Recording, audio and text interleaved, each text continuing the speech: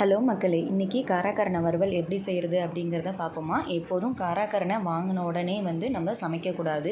அதை ஒரு வாரம் இல்லை 10 நாள் நம்ம வீட்டில் நல்லா காய வச்சுட்டதுக்கு அப்புறமா சமைச்சிங்கன்னா தான் அந்த தொண்டை கரகரப்பு அது இல்லாமல் இருக்கும். காராக்கருணையை தோலை ஃபுல்லாக நம்ம க்ளீன் பண்ணி எடுத்துகிட்டு நமக்கு தேவையான மாதிரி ஷேப்பில் கட் பண்ணி எடுத்துக்கலாம். ஸ்லைஸாக சரி, க்யூபாக சரி, எப்படி வேணுமோ உங்களுக்கு தேவையான மாதிரி கட் பண்ணி எடுத்துக்கிட்டு ஒரு பாத்திரத்தில் வெந்நீரை நல்லா கொதிக்க வச்சிடணும். கொதிக்க வச்சுட்டு அதில் காராக்கருணையை நீங்கள் எப்படி ஷேப்பில் கட் பண்ணியிருக்கீங்களோ அதை போட்டுட்டு அதில் தேவையான அளவுக்கு மஞ்சத்தூள், தேவையான அளவுக்கு கொஞ்சம் உப்பு போட்டு நல்லா மூடி போட்டு நம்ம கொதிக்க விட வேண்டியதான். அது ஒரு 10 நிமிஷம் இல்லை ஒரு 20 நிமிஷம் மேலே நமக்கு நல்லா பொங்கி வரும். அது நல்லா கொதி வந்ததுக்கப்புறமா நம்ம ஓப்பன் பண்ணி பார்த்தோம் அப்படின்னா நமக்கு கரண்டி வச்சு செக் பண்ணி பார்த்தாலே தெரிஞ்சிடும் காராக்கருணை வெந்திருக்கா வேகலையான்னு. அதை வெந்ததுடான்னு செக் பண்ணதுக்கப்புறமா நம்ம வேறு பாத்திரத்துக்கு அதை மூவ் பண்ணிட வேண்டியதான்.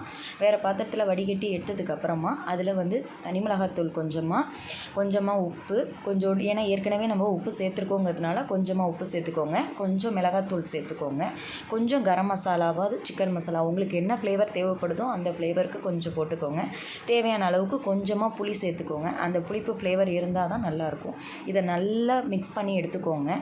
இதை நல்லா எல்லாமே அந்த காரசாதாக மிக்ஸ் ஆகிற அளவுக்கு மிக்ஸ் பண்ணி வச்சுட்டு ஒரு 10 to 20 மினிட்ஸ் ஃப்ரிட்ஜில் ஸ்டோர் பண்ணி வச்சதுக்கப்புறமா தோசைக்கல்லில் கொஞ்சமாக எண்ணெயை ஊற்றிட்டு அதில் நம்ம கட் பண்ணி அந்த ஸ்லைஸ் பண்ணி வச்சுருக்கிறது இல்லையா, அந்த ஃப்ரிட்ஜில் மேக்னேட் பண்ணி வச்சுருக்கிறத எடுத்து தோசைக்கல்லில் ஒன்று ஒன்றா போட்டு நல்லா மீன் வறுவல் எப்படி செய்வீங்களோ அதே மாதிரி தோசைக்கல்லில் ஃபுல்லாக கொஞ்சம், ஆனால் எண்ணெய் நீங்கள் எந்த அளவுக்கு ஊற்றி வறுக்கிறீங்களோ அந்தளவுக்கு நல்லாயிருக்கும்.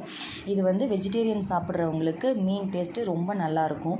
என்னைக்காவது விரத நாளில் நீங்கள் நான்வெஜ் சாப்பிட முடியலை அப்படின்னா கூட இதை ட்ரை பண்ணி பாருங்கள். ரொம்பவே டேஸ்ட்டாக இருக்கும்.